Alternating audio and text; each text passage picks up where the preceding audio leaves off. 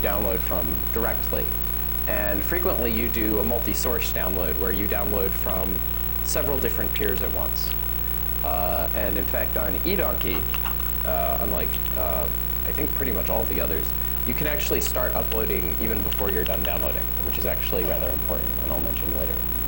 And of course, there's many different variations on this. The search can be done in all kinds of ways. Some things support multi-source downloading, some things don't. Some things will have intermediaries set up, so you can do indirect transfers between things. Some things claim to have some kind of anonymity. Some things, like Mojo Nation, you actually would store the data and download it later. So when you made the data available initially, you didn't just make it available from yourself, but you uploaded it in a distributed manner. But all those wind up being really immaterial. Yes, there's Kazaa is by far the most popular one of these right now, and it just does everything in a really simple way. So then there's the BitTorrent way of doing things,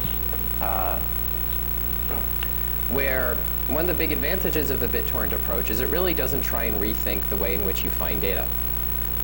You just find the data with regular old hyperlinks, and your download is kicked off actually by downloading a static file. Rather than being the whole file, it contains hashing information about the file and information about how to go about finding other peers. However, to actually start the download, you do in fact do a regular old HTTP request, which has all kinds of problems. And there are problems where if I were to have to generate that part of the protocol myself from scratch, I wouldn't do things nearly as ugly as a way as HTTP does. But because I'm being standards compliant and using HTTP, I can have all kinds of problems and say that it's somebody else's fault and I'm not dealing with it.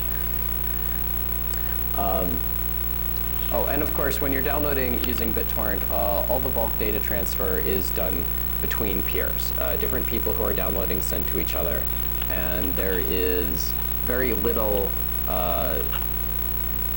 there's very little load on the central server. I should probably mention here exactly how you go about making things available initially, which is you set up something called the tracker, which is how peers find each other. Well, at first you generate the static file. Then you set up a tracker, which is how the different downloaders of something find each other, and that has very little load on it. And then, in this fairly neat hack that I came up with, you start a downloader that happens to already have the entire file. And that one just sits there uploading. And so now other downloaders can actually get the file. And the thing that this does that I mentioned already, eDonkey does not as well, but peers upload as they're downloading. So even after they get just a few pieces, they're already full bore uploading. And you can have like thousands of people downloading at once. And this really complicated, thorny logistical problem of making it so that everybody manages to upload pretty much to their full capacity and everybody gets reasonably equitable download rates, that's all handled. And the way that's handled is completely beyond the scope of what I'm talking about here. Just trust me, it's handled all kinds of cool ways, which I'll give other talks about at completely different conferences. So now, in order to talk about the security of these things, first I have to talk about the kinds of attacks. One can sort of talk in a vague, hand-wavy way about security, but it really doesn't mean anything unless you're talking about specific attacks, which actually are rather different. And sometimes you care about some, and sometimes you care about others. So the most basic kind of attack is that someone can come and see what the data is that you're downloading. That one's pretty much self-explanatory. Then there's denial of service, which is surprisingly easy to do on the net today. And that's where someone's trying to download a file and you just keep them from downloading it. Right now, of course, you can denial of service much of the net almost without half trying, which is kind of bad. Then there's file corruption, where someone is trying to download a file and you just change the file. You make it look bad, or you change it to something, to a completely different file, or something along those lines. And that one has two levels, one where the file is changed into garbage, and another where it's changed into something specific. And the last kind of attack is a remote exploit, which is by far the most serious, and you pretty much always care about if you have the possibility of remote exploits. A remote exploit, of course, is where someone remotely can actually take control of the particular box that the particular application is running on. And as I'm sure everyone here is quite familiar, that's way too easy in general. But it definitely is something where you want as few ways of doing that as possible. You don't want new ways of rooting machines just appearing all over the place. So, I should really mention the difference between active and passive attacks, because it is fairly significant. A passive attack is where you don't really have to do much of anything. You just sit there watching what's going over the wire. So if you want to know what someone's downloading, this is pretty simple. You just kind of watch what they're downloading frequently. Then there are active attacks where you actually have to change something. These tend to be much more expensive and harder to do than passive attacks are. And frequently, if you can change something that would have been a passive attack into an active attack, this pretty much solves your problem, because it's made it so that in your particular threat model, it's not a major concern anymore. So the kind of active attacks you're normally worried about. The first one is someone simply rooting your machine. A huge fraction of all machines on the net have some, if not the vast majority, have some way, hopefully undiscovered, of just sending them a couple packets and kind of walking in and doing whatever you want to the box. This is sort of a bad state of affairs. It's something I wish I could do something about, but unfortunately I can't. But that's the sad truth is that most boxes are rootable, and frequently rootable without even that much skill. You just go download whatever the most recent rootkits are, and you can just kind of walk in.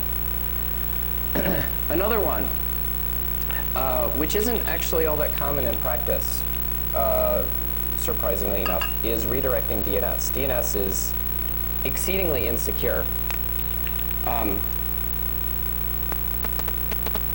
And generally speaking, it's pretty easy to redirect DNS somewhere else. Now, people sometimes do this as a way of defacing websites and stuff. Rather than break into the website, you just repoint the website's DNS at a completely different address altogether, and woohoo, I drew a mustache on the CEO of this company's face or something like that. However, it's possible to do much more serious attacks this way, which for some reason aren't done all that frequently. Say that I wish to gather people's credit card numbers. Well, what I can do is take some commercial website and redirect their DNS to me.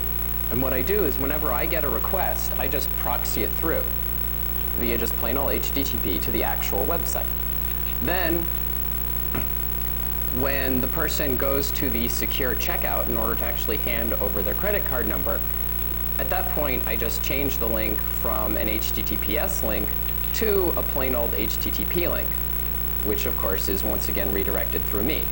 And then I just collect the person's credit card information, because hardly anyone is actually going to notice, oh, wait a minute, it doesn't actually say in my browser that it's secure there. They just kind of keep going through and hand over everything, as long as the website itself looks kosher and maybe the URL looks fairly kosher, and most people don't even know the HTTP, HTTPS distinction all that well. That's not done very well, mostly because it's just easier to break into websites and steal things directly than doing that. But it is possible to just get the person just at the ground floor, just not let them get into anything securely at all. And that's a much easier way to break things than trying to break SSL directly.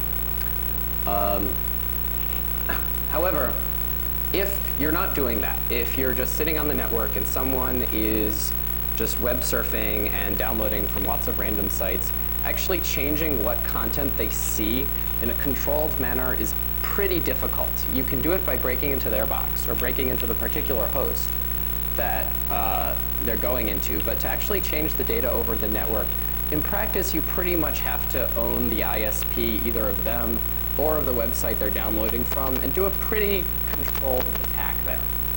And that's rather hard to do. So usually people do these other much more straightforward attacks. Going off on a little bit of a side rant here. Because it's so difficult to do that, usually if you just prevent passive attacks where you don't do any key management, you just do a Diffie-Hellman key exchange and make it so that someone actually has to do an active attack in order to see what data you're sending over the wire. This gets you the vast bulk of the security that you get if you actually had certs and stuff involved in this whole process. But due to historical and political reasons, in order to get your web browser to not bitch and moan about you about something being insecure, if it hits a website that's using a cert that it doesn't know, people generally much more frequently set up a website that's completely insecure to accept credit card numbers, because at least that way their users aren't warned that it might be insecure, while if they do the much more secure thing, they get a warning that it might be insecure, which is bad in practice. So, okay, types of data reading. There's kind of further breakdown here. One is where you find out what data is out there. I'm sitting here and I'm wondering, gee, I wonder who's making a copy of this particular file somewhere out there. That's one kind of attack. And the other is, you know that a particular file is available, and you want to find out who's downloading it. So, common things, of course, the Church of Scientology is always finding out where Church of Scientology materials are on the net and sending them nasty grams and their ISPs nasty grams. The MPAA does that as well, and I'm sure there are other things you could put up on your website that would get someone really mad at you. And most people aren't terribly concerned about that because they're not running websites. However, lots of people, I think, are fairly paranoid, and somewhat justifiably, or actually much more justifiably. Perhaps the problem is people aren't paranoid enough that if they're downloading MP3s off of OpenNAP or something like that, that someone might find out that they're downloading those things and they may get themselves personally prosecuted at some point in the future, which certainly could happen. So people are kind of worried about that. So for doing denial of service, I'm just going to go through a breakdown of all the different attacks here. The simplest attack is you just send a malformed packet and make the person's machine go barf. That's not nearly as easy as it used to be, but I think it sometimes can still be done, and it's pretty straightforward. It's nice and simple. You just make the person die. Then there's distributed denial of service, which was done on Yahoo and kind of took it down for a few days. With distributed denial of service, typically what you do is rather than try and send some malformed data, you just flood someone. And the way you flood someone is you go root a whole bunch of random boxes out there. You just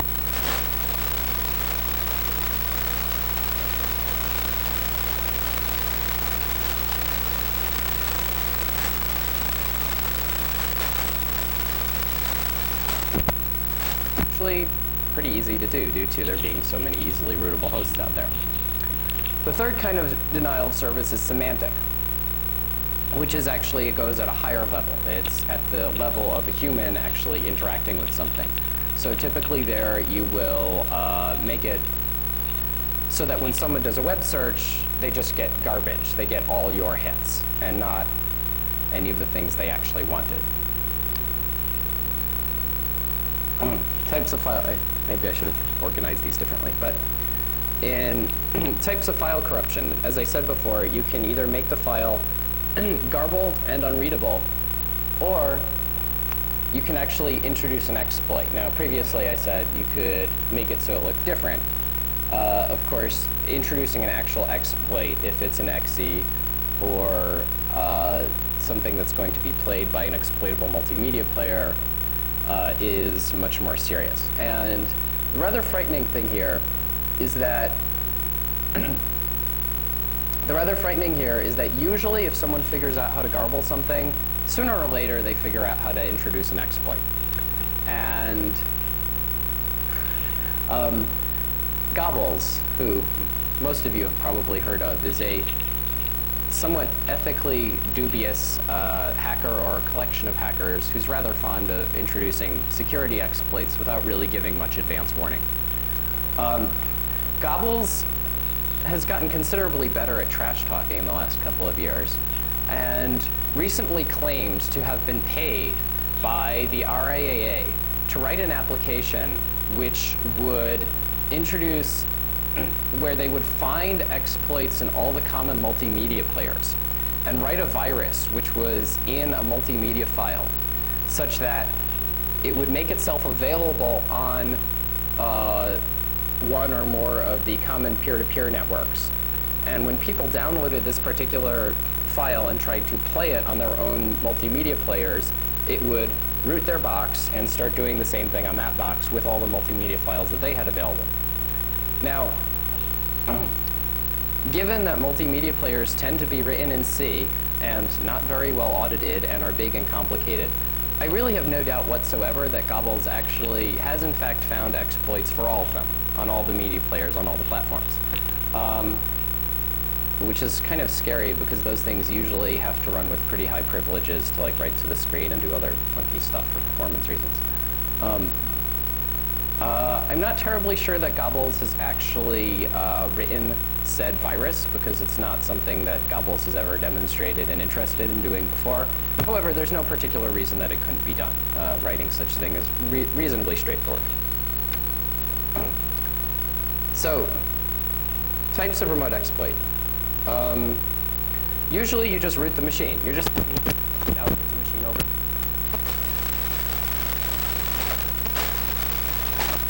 Just do that all the time.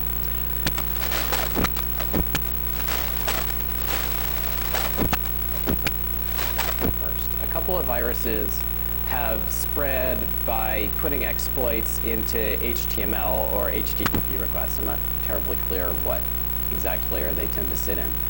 But Internet Explorer tends to be pretty darn exploitable, and if you just say you can root the machine that's sending the request. However, this actually requires that you get the person to initiate the request to begin with, which isn't very targeted. Like, if you want to root the person's box, it doesn't work very well. If you're just writing a virus that you want to get on as many machines as you can, that's quite all right.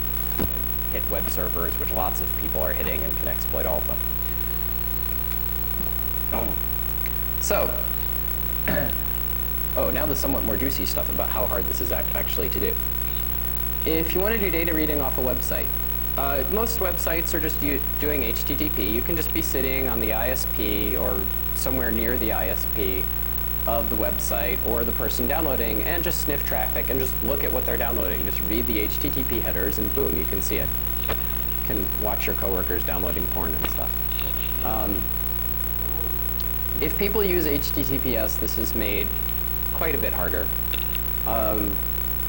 Usually people don't really care all that much. The vast majority of websites out there are made completely available to the public, so anyone can read them, and they actually want as many people as possible to read them. And in fact, much of the waresing that's done is surprisingly brazen this way. That stuff which really is clearly going to get nasty grounds from the MPAA really quickly is just put up on FTP sites, which you can find by Googling for them, which I find kind of surprising, but that seems to be the way it goes.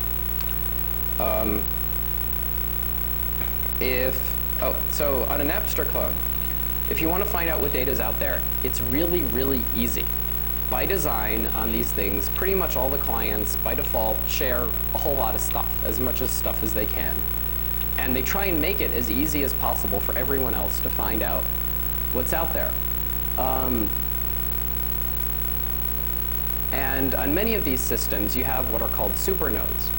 Well, in Kazaa, they're called supernodes anyway. But the actual web searching, the keyword searching that's done is done via search engines which aren't run by whoever made the software in the first place. Just whoever happens to be on a good link becomes a supernode. On Gnutella, sort of everyone's a supernode, and it's a gigantic disaster. But anyone running one of these search engines, and if you want to be one of the search engines, it's really easy. You just need a good pipe. Anyone who's running one of these search engines gets to see all the keyword searches that everyone is doing, pretty much, or some rather large subset of everyone is doing. And if you do this, you find out interesting stuff like teen is one of the most common search terms. So data reading using BitTorrent. It's pretty much the same as on a website. The initial static file that you download is downloaded via plain old HTTP, has all the benefits and problems of making it available on a website. People can see what it is. However, it's made a little bit easier to see what's going on because anyone who's curious can hit the tracker and get a list of other people who are downloading the thing. Most websites, again, don't care about this. In practice, people just put stuff up and, oh well. However, there has been at least one attack where someone got a list of people who are downloading a particular file from the tracker and then tried to like IP flood everyone who was downloading it, which is kind of lame, and I don't know what they were trying to do, but anyhow, the upshot is it's pretty similar to regular HTTP. So if you want to denial of service a website, keeping someone from rooting your box can be made reasonably hard to do. You have to keep really up to date on all the security patches out there so someone can't just take any random rootkit and root you. In practice, that usually doesn't happen too much. Distributed denial of service, on the other hand, is a whole other ball of wax. Yahoo, I guess it was a year or two ago now, was taken down for a period of days by just some random script kiddie who wasn't even all that good. He just rooted a whole lot of machines, and using a piece of software specifically written to do this, pointed them all at Yahoo and flooded Yahoo. And was some Canadian kid who I think wasn't even 18 and just wasn't very good. But that sort of highlighted just how easy it was to take down a really good chunk of the net. So denial of service is pretty darn easy. So on Napster clones, distributed denial of service is generally a little bit more difficult because there are so many different things running. There's no single central point to the whole thing which you can just attack. So distributed denial of service is a little bit more difficult. I won't go so far as to say that it's really all that hard to cause major disruption, but it is a little bit more difficult. However, semantic attacks are a whole other ball of wax. Semantic attacks become very ridiculously easy to do. Typically in these systems, there's no trust metric whatsoever for whether people have, for whether people are telling the truth about these keywords that they're giving. There are lots of rumors and some not so rumors about semantic attacks actually happening. There are rumors that the RIA hired like rooms full of college students over the summer to sit there all day long uploading garbage files to the various networks. And recently, Madonna herself, or one of her cohorts or someone, uploaded the new Madonna album massively, or some things that looked like tracks from it, which was really just Madonna saying, "What the fuck do you think you're doing?" which I'm sure expanded her fan base quite a lot. So for doing denial of service in BitTorrent, it's pretty much the same as with HTTP.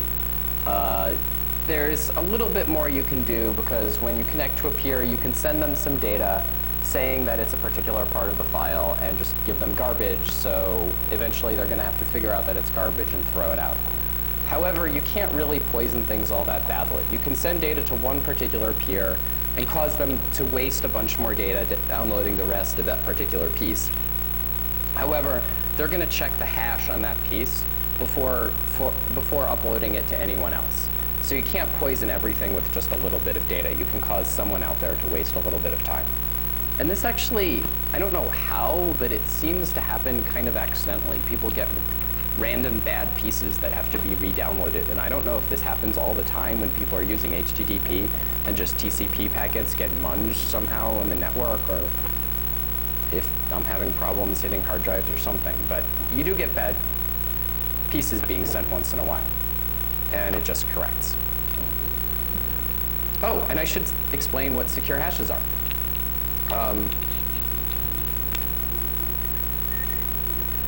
Secure hash, regular hashes are pretty good for finding out if your data got corrupted. Secure hashes have this additional cryptographic property, which is it is computationally intractable to find any two files which hash to the same value. So if I tell you in advance that a particular file has a particular hash, you can thereafter tell with 100% certainty whether any particular file you get is in fact the particular file that I told you about beforehand. And it's rather counterintuitive that this can happen, but it's really cool that it can. It's one of the much more basic cryptographic primitives, and you can do all kinds of cool things like make secure audit trails using these things, where one thing refers to the hash of something else, which refers to the hashes of a whole bunch of other things, and have just the secure audit trail of history going back to the beginning of time. And they're really cool, and BitTorrent uses them. And in fact, but it really does have this property, which is kind of counterintuitive. And in fact, if anyone found any hash collision for any of the common secure hash functions, people would pretty much stop doing that. So you could have like an academic paper which didn't explain anything, just said, hey, look, these two files have the same SHA-1 hash, and everyone would freak out and go, oh, we should really stop using those. But that hasn't happened yet, and no one expects it to happen anytime soon, although it would be, in a way, sort of entertaining if it did, because it would be so mysterious. So, on to file corruption. If you want to corrupt the data that's on a website, it's pretty easy, actually. You just look at a particular packet that's flying by that's a payload packet, and just change it.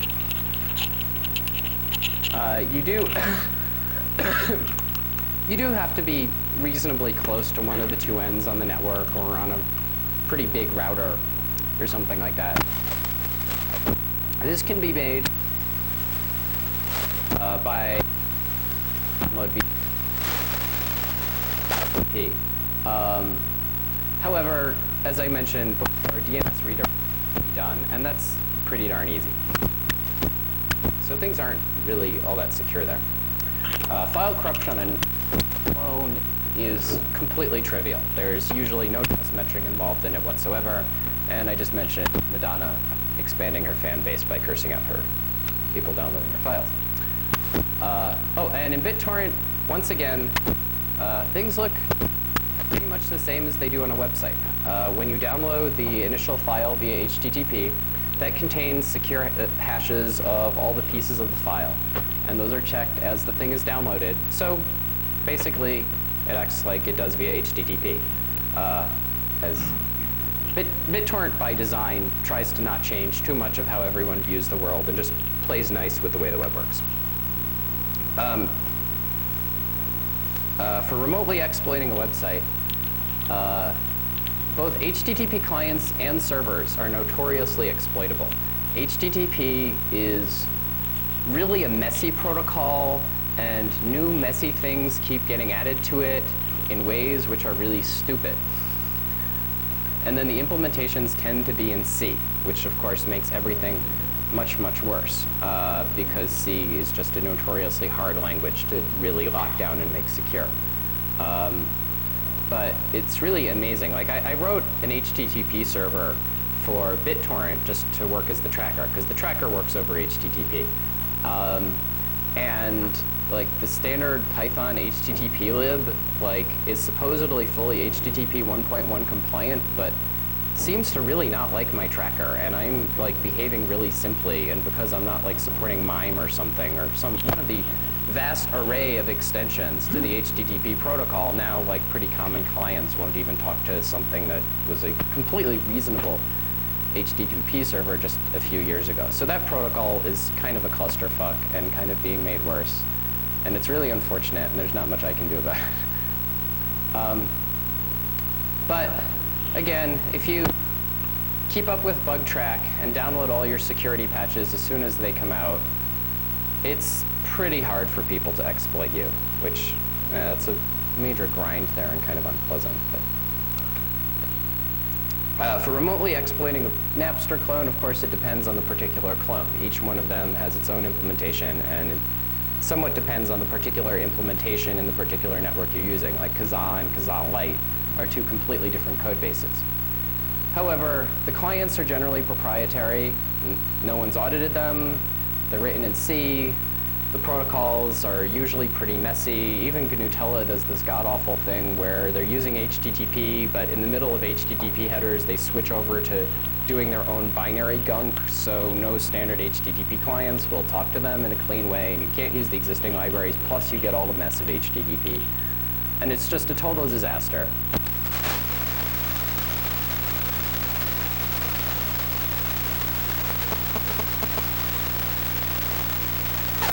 And of course, it doesn't help that Kazaa goes around bragging about how they have the capability of uploading all the software they want into all the Kazaa clients and making it do whatever they feel like. So that all looks pretty darn scary. However, not really that different from normal machines that are just running a bunch of services, at least one of which is probably exploitable to begin with. So when you're running BitTorrent, your metinfo file is running on a web server. You inherit all the problems that you have with a web server. However, the protocol is very simple, and it's a published protocol with open source reference implementation, which is pretty easy to read. And it's all implemented in Python, which is a pretty secure language. And it is unlikely that there are exploits in it. It is quite possible, but not that likely. However, it doesn't yet support Unicode because I'm worried about possible canonicalization problems, because I don't want people to be able to save a file named ~/.bashrc, particular file, and the user will never even see that name. I did something which people have complained to me about, where I really seriously restrict the file names, which it'll support. Like, the client will just barf and get mad at you if you try and create a BitTorrent file with an even vaguely funky name. I'm not sure if I made it quite uptight enough, but I hope I did. And something I didn't list here that I'm kind of worried about is it is possible for the tracker to tell a client, no, I'm not letting you download from me right now. And when it does that, it sends a human readable error message, which of course I'm displaying. And I'm using a graphical library, which I really don't trust all that much. And there is a chance that someone could send a buffer overflow exploit of some description in that particular message. So really gets down to, I can only really do so much. At some point, I have to interact with the underlying operating system. And if the underlying operating system really insists on being made out of mud, then I'm just kind of screwed. But I've done pretty much all I can to make it as secure as possible. Unfortunately, the underlying OS is usually a much bigger problem. Actually, the underlying OS is not just a much bigger problem for security, it's a much bigger problem for reliability. My #1 complaint right now that I get, by far, is help, BitTorrent blue screens my machine. Now, this would be fine if it were actually me doing the blue screening of the machine. However, on my machine, BitTorrent works just fine. On most people's machines, BitTorrent works just fine. It turns out that many network cards, oh, and also switches people's routers, which is always fun. It turns out many network cards have really shitty QA. And BitTorrent has a tendency to open up a whole bunch of connections to like 40 other random IP addresses out there, and kind of send a little bit of intermittent data once in a while when it feels like it to a whole bunch of them. And then over a handful of them be transferring full bore bidirectionally in both directions at once, with transfer rates which are changing fairly rapidly over time and kind of meandering around. This looks like a really good torture test of your network card. And there are many commercial network cards where BitTorrent just reliably crashes them just all the time. Just people download for 5 minutes and boom, their machine blue screens. Which apparently doesn't happen in this particular place's QA lab, which I hope they just start using BitTorrent and fire their existing QA department, because it would be really nice if I didn't get tech support questions about something I have no control over whatsoever crashing the machine. Anyhow, that's not very confidence-inspiring for the quality of those particular network drivers, but there's nothing I can really do about it. Oh, so, I hope I'm not terribly short here.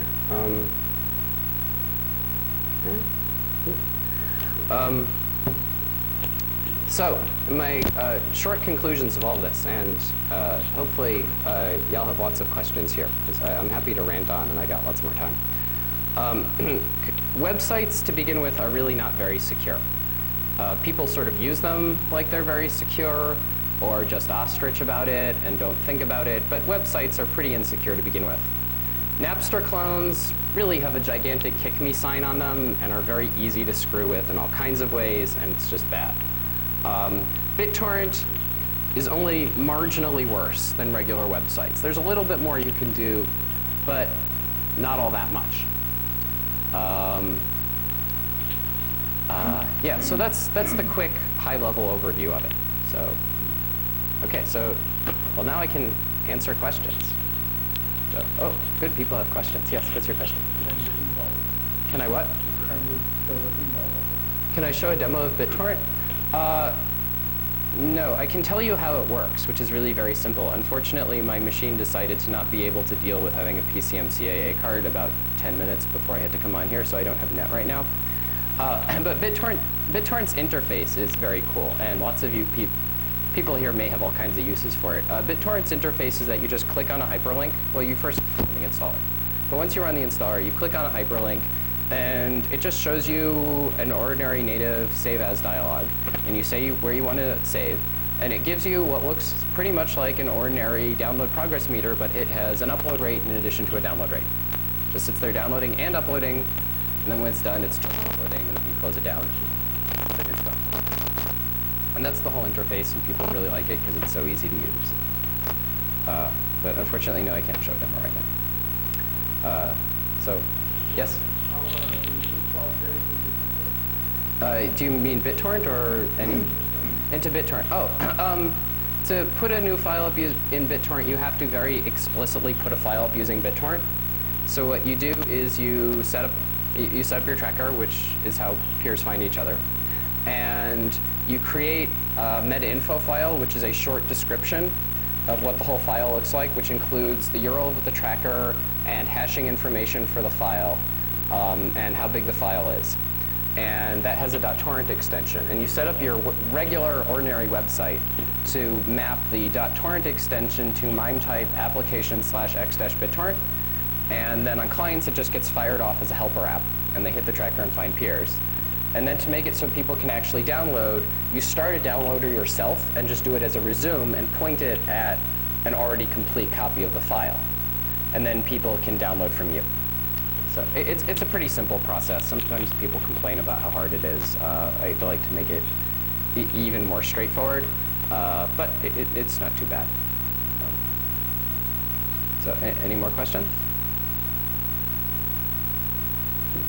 Yes?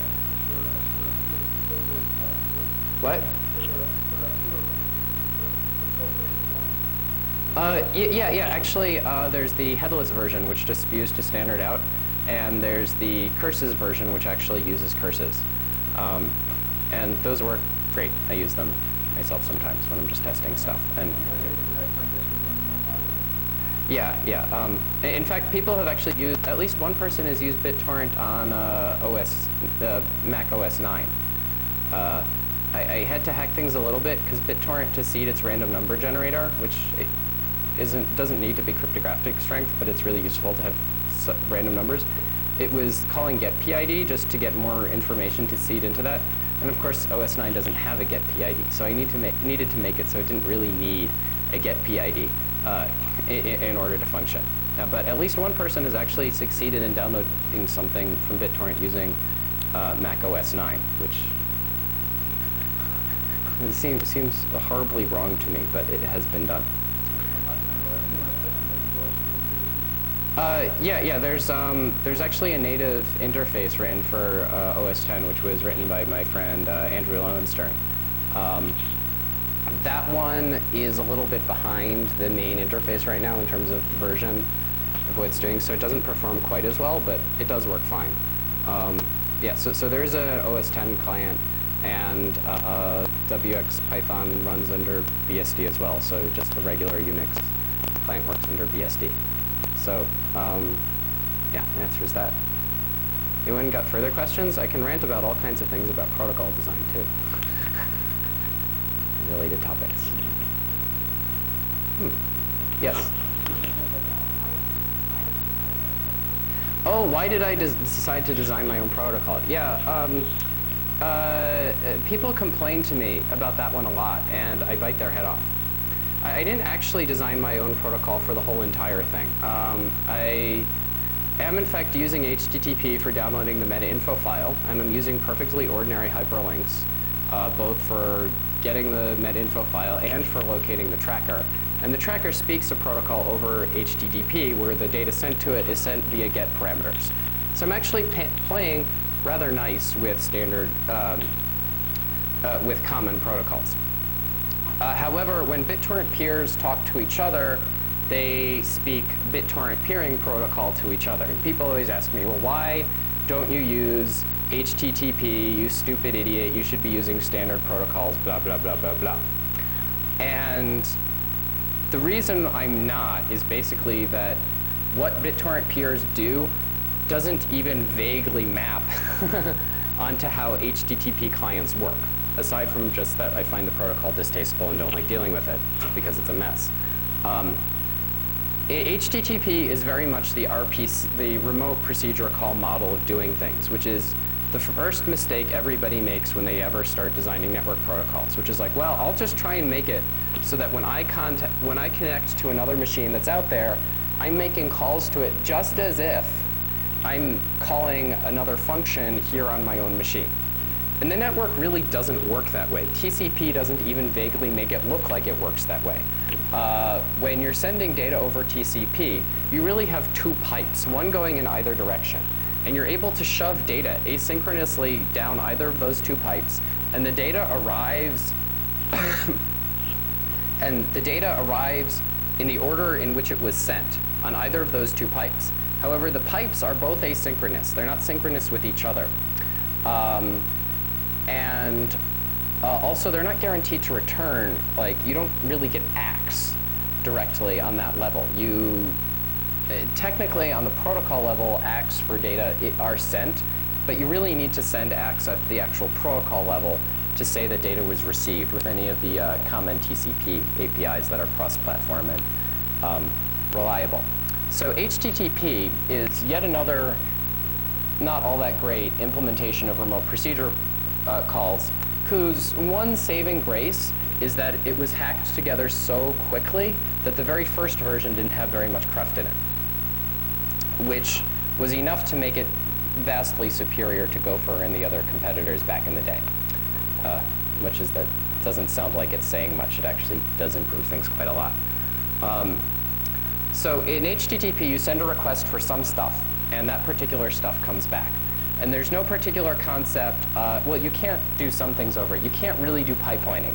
HTTP 1.1 now supposedly supports pipelining in a, why it didn't do it years ago, I don't know. But typically when you're doing a bulk data transfer, you want to support pipelining, where you say, rather than say, here, send me this, and you get it, and you say, OK, send me this other thing, and you get that. That doesn't perform very well, because you send a request, and the data comes in, and the network is just sitting there. It's actually not doing any transfer until the next request comes in. If your latency is at all significant, which of course it is, because it's the internet, you get very poor performance this way. So what you want to do is send out requests for a bunch of stuff. And as things come in, you send out requests for more stuff. And HTTP only now is really starting to support that widespread. And it does it kind of haphazardly. Also, HTTP is very one-directional. It's pretty much just doing downloading. BitTorrent peering protocol actually can transfer in either direction. In fact, preferably it transfers in both directions at once. So you have these mutually beneficial bilateral relationships when you're actually doing your transferring. And HTTP's support of upload is really a serious hack. And there's hardly any callback mechanisms in it whatsoever.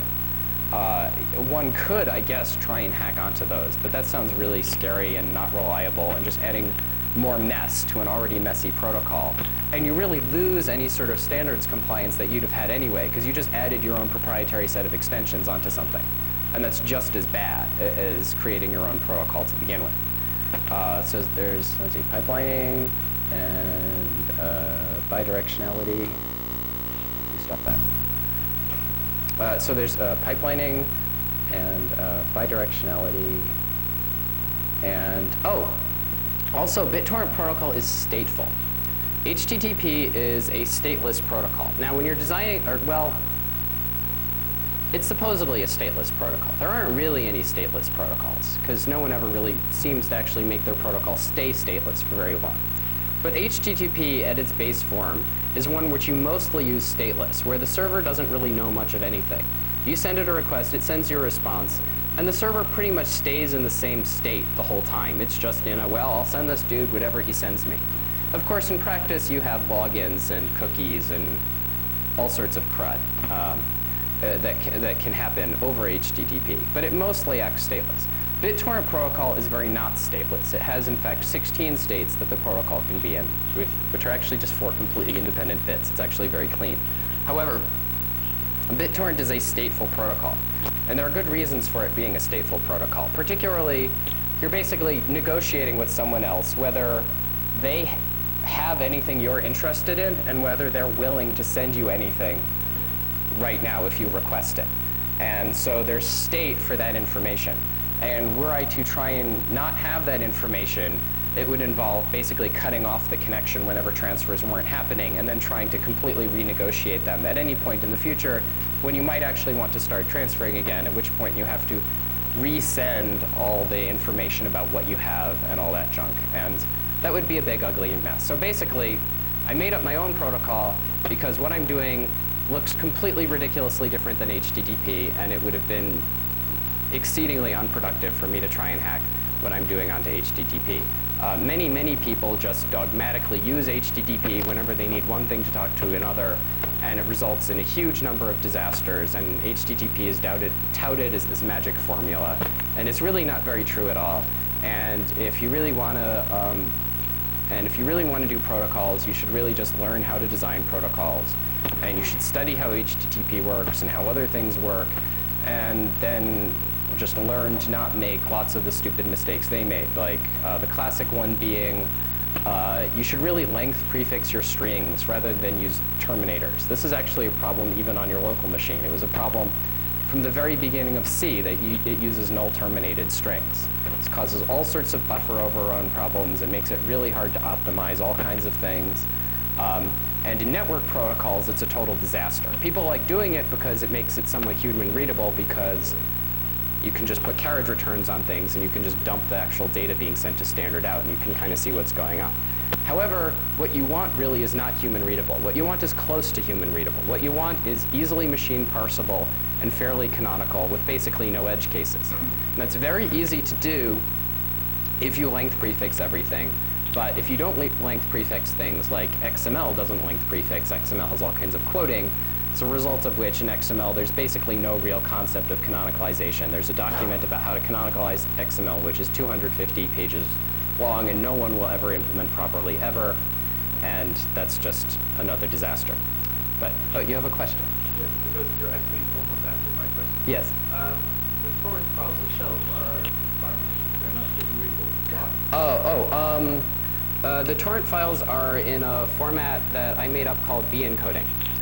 This is another one people complain to me about. Why didn't you use XML?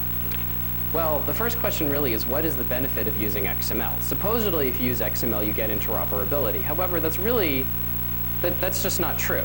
Like, whenever you create a new file format or a new protocol format, you are making something that other things don't speak to, by definition. So there's really no concept of interoperability that you could possibly get with XML. What you do get are existing libraries that handle it well. However, XML doesn't really have any concept of semantic model. Like if you say, well, what is the abstract data structure that that an XML document represents? You cannot get a coherent answer of that anywhere. There's a very, I don't know if it's intentional or not. There's a very funny academic paper called The Essence of XML, which goes over attempting to make a semantic model of how XML works. And actually, as a result of that paper, some things were changed in the XML specification to sort of kind of be a bit more coherent.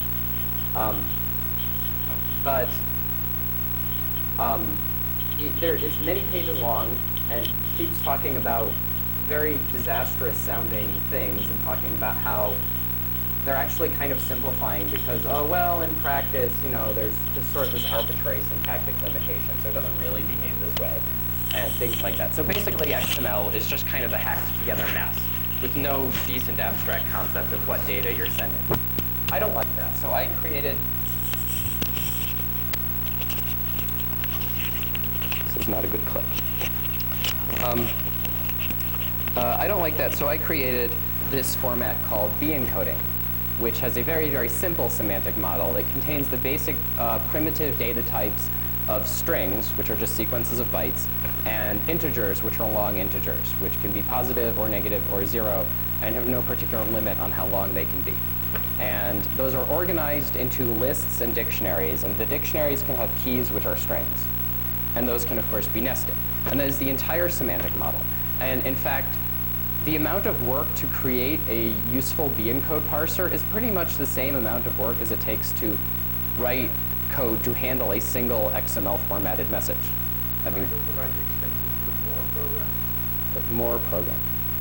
No, you can type more and then a short file exactly to get some information. There actually are utilities included with BitTorrent in order to see what information is in a torrent file and change it in some simple ways and stuff. Beancoded data in general is pretty easy to display in a human-readable way, and it would be pretty darn easy to write a utility to do that. I just pull up Python and do it manually myself. Yeah, I think it would be nice to just see a little bit of standard information instead Yeah. of binary data. Yeah, it's actually, so you can actually manually inspect the encoded files. Like if you want to find out what the tracker URL is, you can just open it up and look and see. Oh, question? Uh-huh.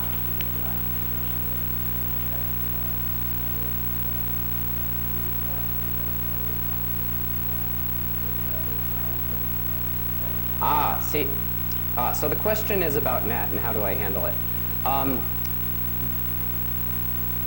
Part of what BitTorrent does and HTTP does not mapping onto each other very well is BitTorrent connections are bidirectional. It sometimes freaks people out that they're behind this like uber ridiculous firewall setup, and they set up this one little thing where they can make new outgoing BitTorrent connections, and they started, and they're downloading.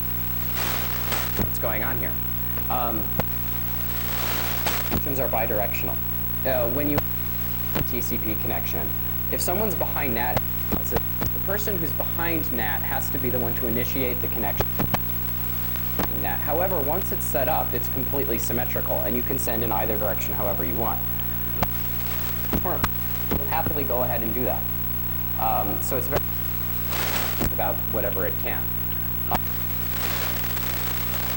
Too many people are behind NAT, you get this problem where the relatively small number of people who aren't behind NAT tend to finish pretty quickly because there are all these people uploading to them, and they themselves don't have, relatively speaking, all that much upload capacity.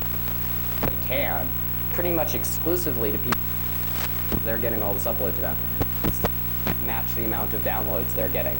And they tend to finish, and they sit there, and they just close down. And it's getting worse and worse and worse, because you get more and more and more who are still out there. The people who aren't behind, and the people who aren't behind that keep finishing. That's a problem that happens once in a while. The real solution to that is someone should just fix the net and make it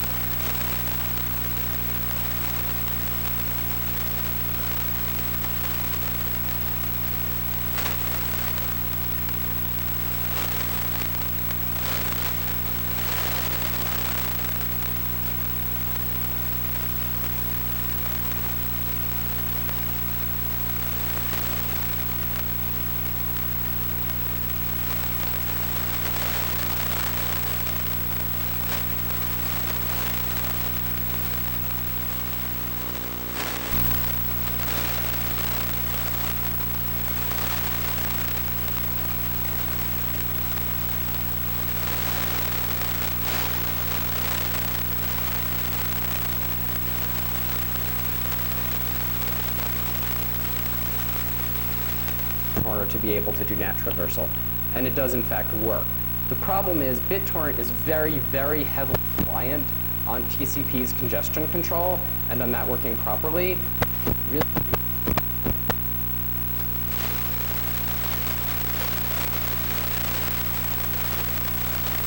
much less information when you're working in available to TCP stack.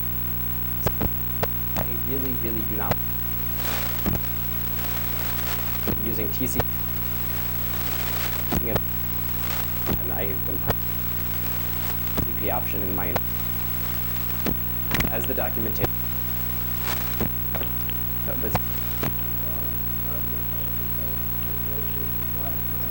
Yes, they don't talk to each other.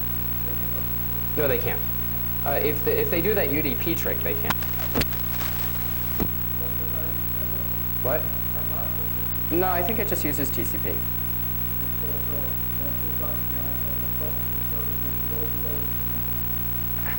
Well, supernodes actually, I think, are just used for searching and not for transfers. I think some things actually will do transfers in intermediary, although it's really not very sensical to do that because the whole point of the system is that it's trying to use as much bandwidth, like get as much bandwidth utilization as it can. And to send things through an intermediary who isn't interested in them is just wasting bandwidth. You have this download to the intermediary and upload to the intermediary for data that's just going to be thrown away by the intermediary. So it's really much more useful to just make the intermediary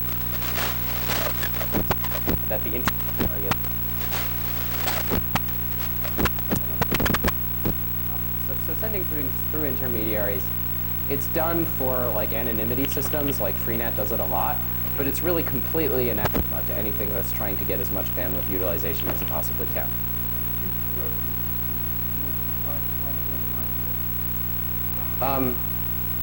Well, with BitTorrent, you're indirectly sending through intermediaries. And for others, you're just pretty much doing the same thing. You're just not downloading from a peer who's using NAT, unless you're talking about some specific system.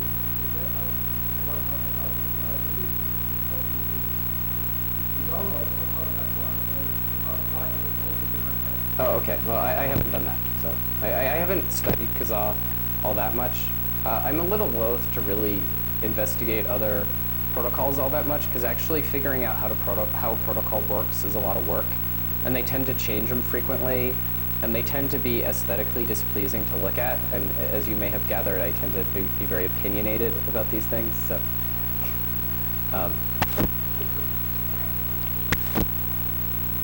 Okay. Oh, and I think. Oh wait, let's see. Who's turn? Oh, I have 15 more minutes. So, any further questions? Anyone more questions?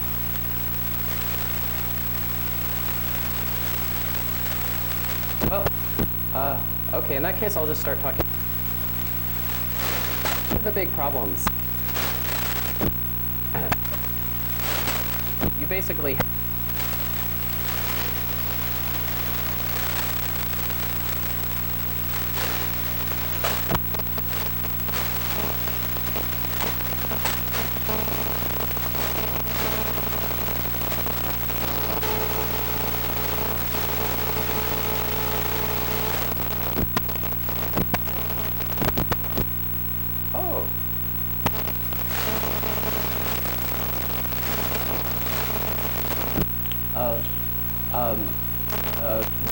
searching on these things. That's probably.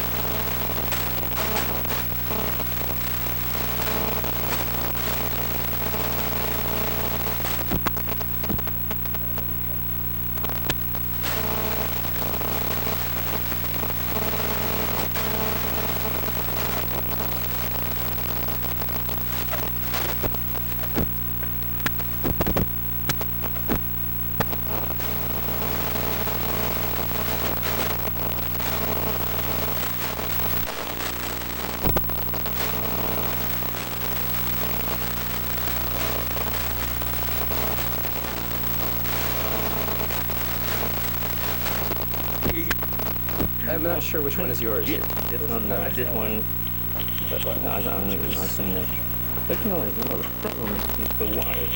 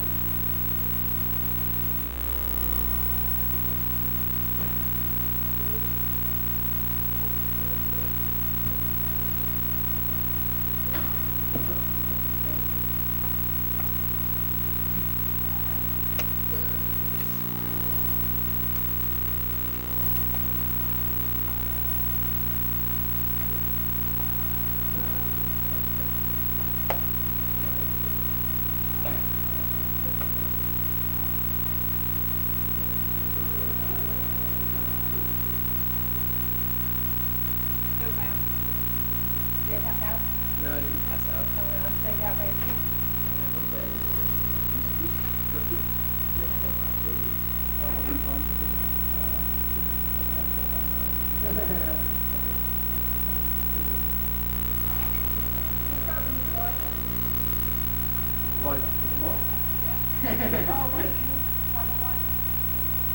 What? It's 501. I will give them okay. Somebody left an orange for the student.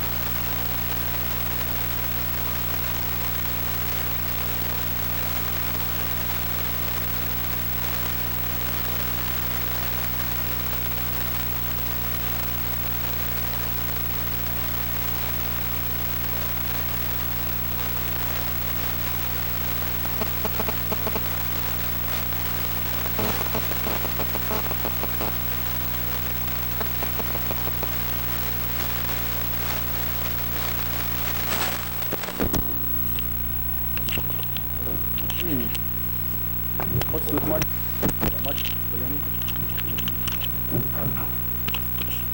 Hello? Okay, very good.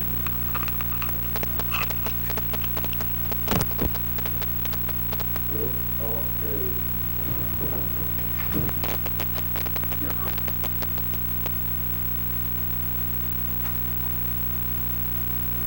Is there anybody who sees a glass?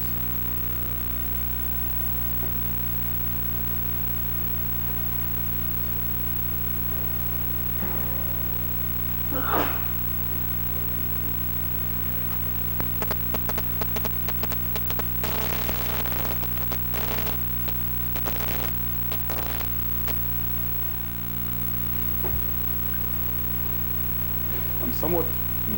Wait a second. Hello? Hello? Hello? Hello? Ah, okay. I'm somewhat undecided whether I should start talking already because it seems that one of the other talks isn't finished yet. So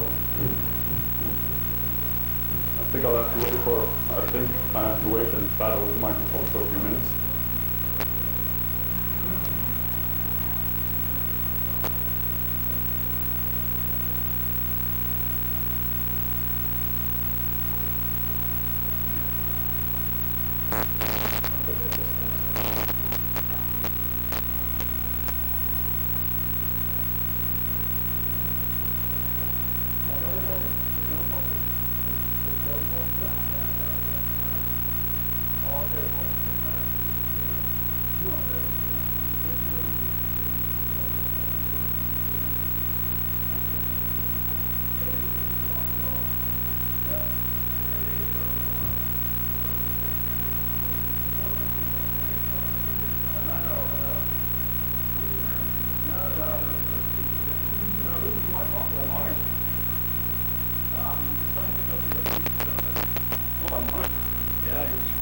I am. I am. Okay, I think I'll just start, because it's the end of the day, almost everybody has left already or is tired and everything. Good evening, I'm Halvar. I'm a reverse engineer with Black Hat Consulting. I'm going to speak a little bit about data flow analysis. And yeah, the talk will consist of several parts. In the beginning it will be fairly entertaining because I'll try to explain why I am doing what I'm doing, and I will explain to which dead ends I run and which really stupid decisions I made. And after the first bit, which is going to be fairly entertaining, well, I'll get into the less entertaining but more interesting parts, while I'll explain some technicalities concerning my new approach, which is hopefully not a dead end, and that'll be fairly technical. I'll speak a little bit about provability of data flow, or the concepts behind proving completeness of data flow. I'll speak a little bit about a virtual CPU which I've designed and for which I've built a translation engine. And after we go over the dry part, there will be a little bit more entertainment at the end, where we skip to IDC scripting and explaining a few scripts which I've, well, decided to release in the last few weeks.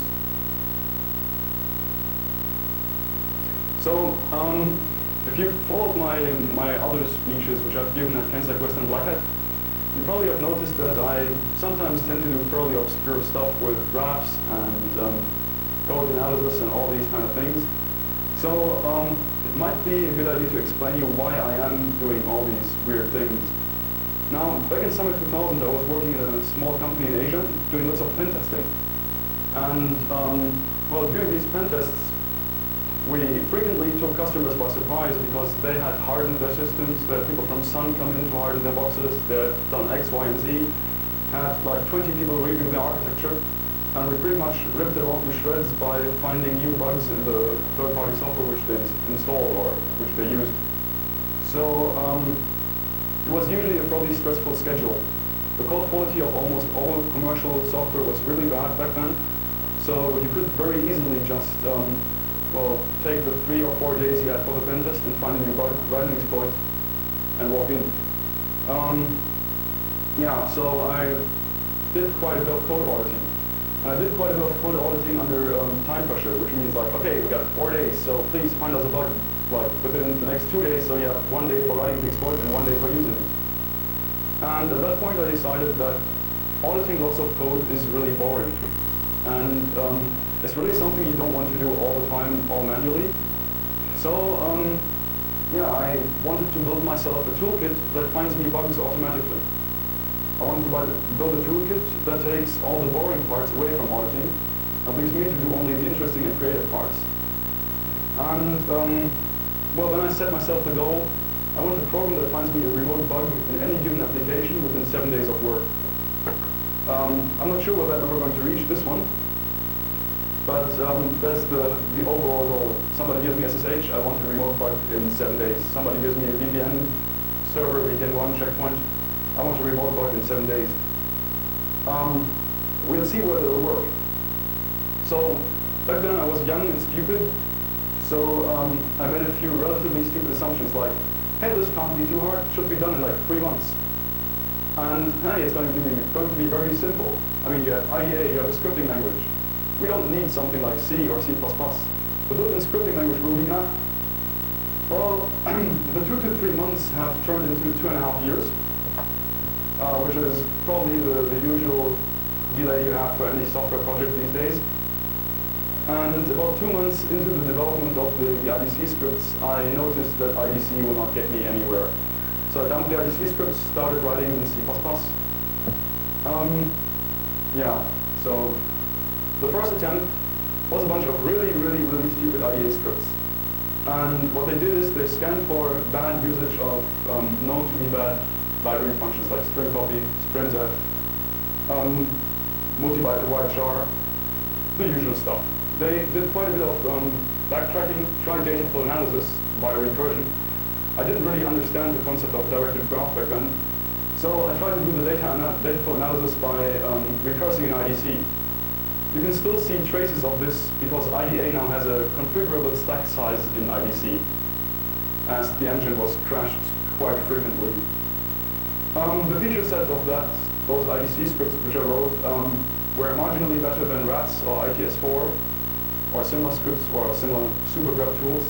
In terms of, they would not only scan for existence of string copy, they would even check whether the source buffer is of a smaller size than, well, of a larger size than the target buffer.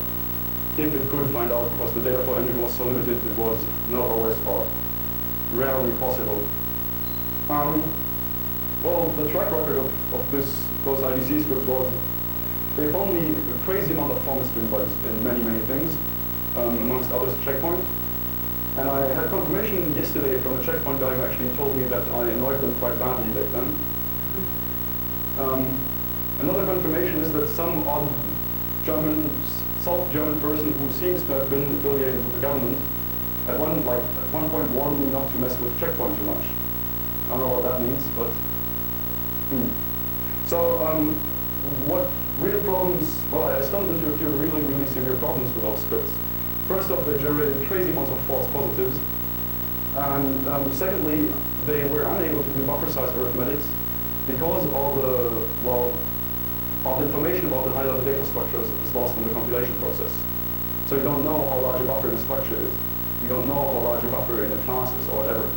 So I recognized that I need an object or structure reconstructor, and yeah, basically decided, hey, these scripts are too lame and too useless to ever be released, and stored them away on my old computer back in the days, and started writing an object and structure reconstructor. Now, the interesting part about this is that I know very little about business, and my scripts were obviously too lame to be released in 2000. I thought nobody would want to use something this limited, and 2.5 years later, somebody decides that a product with essentially the same functionality should be sold, not given away for free. Apparently some people think that there's a market for these things. Oh, I'm bad at business. Alright, the second approach. I did a full rewrite as plugins for IDA in C and C++. The core of this was a data flow analysis engine, which was originally built for the object reconstructor. The object reconstructor needed the data flow analysis in order to find out where a certain pointer goes to. So you have a pointer out of a malloc or out of a constructor, and you want to know where it's being passed to. You follow it through all the code branches. If it's moved into another register, you follow it. If it's moved into a stack variable, you follow it. And you pretty much do that through the entire application. That data flow engine was fairly okay. Did good work on reconstructing IIS internal objects. Did good work on reconstructing many other structures.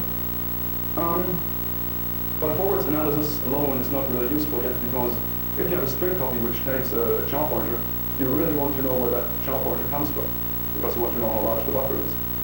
So it included inverse data flow analysis engine as well. And the entire idea was to basically backport some of iFloat's functionality to C, or to binaries. IFO has the interesting property that you can annotate functions with preconditions, like this buffer may not be larger than this buffer, or this size may not be larger than XYZ. And then basically have the preconditions annotated by somebody in IDA, and the scripts try to automatically verify them. I spoke about this at the last CanSecWest last year's CanSecWest, and abandoned all the code about a week later. This was mostly due to the fact that the code analysis, the data flow analysis, had become really, really crazy due to the way the x86 instruction set works, because you have all those crazy instructions. Pretty much any instruction can access memory, any instruction can access memory index, like multiply, add, whatever. So I pretty much trashed that code as well. And now I'm in my third attempt, and I certainly hope that the third attempt will actually not lead to a wall. Now, I spoke to a professor in Singapore last year about what I was trying to build, and he nodded all the time and didn't seem to take me seriously. And then he looked at me over coffee and said, "Kid, you're studying mathematics. Why are you dealing with heuristics?" And that kind of shut me up for a while, which doesn't happen that often. So, yeah. I decided, if I'm going to do data flow, I'm going to try to do it provably complete. Provably complete means I'm not going to lose track of any pointer. And there's no normal way that a programmer could fool me that my data flow analysis engine would lose track of the pointer. The second point is, you have to keep the provably complete data flow sharp. Proving something is very easy, like proving absence of a string copy-based overflow in a binary is easy if the binary doesn't use string copy. But it's not really a very sharp approximation of sharp proof. So if you do data flow analysis and say, hey, please find me all the functions where this pointer might go, and do not miss any functions, you might as well just take a list of all functions, and that's provably complete. That's not very sharp. So you need both. You need the provably complete, you're not missing anything, and you need the sharpness in terms of you don't want to add many functions which, do not really receive this pointer. It might get more clear later on. So the first thing I wanted to do is build an abstract meta language, because, x86 will only get you so far, and there might be machines which are not running x86, and there's embedded systems. And I would be fairly stupid if I built this crazy complex analysis layer on x86 code and then decided to we're going to port this to Spark now, so rewrite it all. Second is, x86 is really ugly, so I wanted to work on something nicer. So I started writing a translation engine to intermediate language. The track record of this third attempt so far is not there yet because it's not finished yet. I sincerely hope that it will be done by this fall, and we'll see. So this talk will pretty much explain my design decisions in building this toolkit right now, and we'll explain some details about how to solve certain weird problems which might crop up in the data flow analysis. So first off, the MCPU design. We all love Spark. I mean, everybody who has led assembly language loves Spark assembly. It's clean, it's beautiful. The concept of a sliding register window, of passing arguments not on the stack, but via output and input registers, is just beautiful. I wanted something like this. Secondly, my meta CPU language never has to be executed, just needs to be statically analyzed. So I don't care about physical restrictions like, hey, we want few registers. So I just gave the CPU a lot of registers. 256 global registers, 256 temporary local input and output each, and 256 flags registers. It's better to be generous right now. I mean, it might happen that we need those. And then, of course, you need something like a program counter, a stack pointer, and a frame pointer. Yeah, all of this is fairly obvious. The next decision which I made is I want the abstract language to pass arguments in input and output registers. Because if you have something like the string copy problem where you have two char buffers going in there, you don't really want to mess with the stack to find out where exactly the calling function pushed it on the stack, what happened afterwards, and so on. You want something like, hey, this is the input register, where is the output register? Which is a lot easier. So the interprocedural data flow analysis will be a lot easier if you have a Spark-like argument passing. Something which you will see right now is that if anybody writes a C function with more than 256 arguments, I'm screwed. But then again, So, yeah. Next decision was a 3-operand architecture. Every instruction should take 3 different operands. There's not really a good reason for this other than that I think that it's a fairly sensible choice to make. An addition takes 2 things to be added and a result, and so on. And it's very, very, very closely related to something called 3-adverbs notation you might know from your compiler course in college. And I decided I don't need FPU support, because what I'm interested in is memory access, which is pointers, and memory indexing, which is integers. And I don't think that any sane program passes pointers into the FPU at any point, or any sane program will pass array indexes into the floating point unit at any point in time. So I just decided FPU support, we don't need this. Another important point is I wanted to get rid of rep instructions. We all have seen something like an inline mem copy, an inline string copy, whatever, where you have a rep move SD. Now this is an implicit loop, but in the code it looks like no loop. And I think that a single instruction should be a single instruction and not a loop. I want to see, like in the flow graph of the function, I want to see that it is a loop. I don't want a sequential bit of code, which in fact looks like it's just one instruction after the other. But what it does, it contains like 3 string copies. No. So I had to restructure the flow graphs of every function which contain rep-like instructions. The most important decision is no indexed and scaled addressing modes. A beautiful CPU should not have something like this, which is a very regular x86 instruction. Base register plus index times a scale factor times plus an offset. Reminds me of backspace, where you had an assembly instruction with 5 arguments.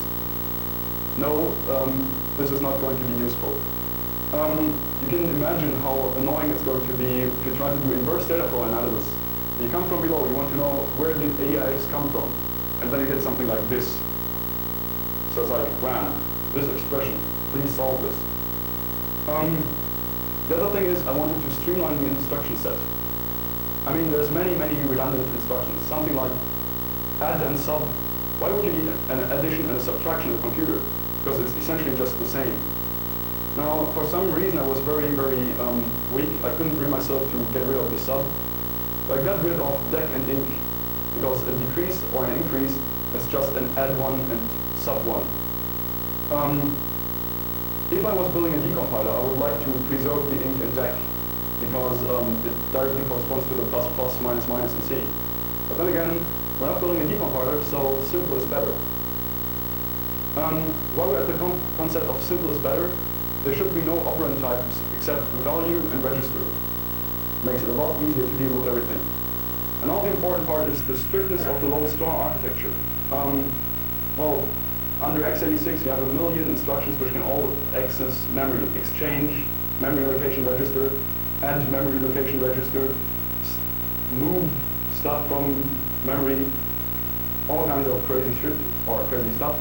So I decided we want a Spark-like assembly with 1 instruction to store, 1 instruction to load, which has the advantage of I can later on tell the engine, please find me all memory accesses in this function. It'll be very, very easy. Other things that are really annoying with x86 is stuff like the direction flag, where like all string operations all of a sudden go backwards. All this madness which a CPU might have, because many, many CPUs have a lot of madness in them, like inherent. PowerPC, flipping NDNS on runtime or whatever. You don't want that in your language, and you want that to hide all the complexity of the CPU away from your analysis engine. Because the analysis is going to be hard enough, like on a simple language. You really don't want to deal with the craziness of all CPUs. So the x86 to the MCPU translation hides all the evil complexity of the CPU from the analysis layer. It's fairly ugly code, it's fairly complex code, and fairly large code. The good thing about x86 though is that I really don't need to translate all the instructions. Right now I translate about 15, probably 15% is an exaggeration. I don't think I translate much more than 10% of the x86 instructions, but I can translate 95% of all binaries which I encounter.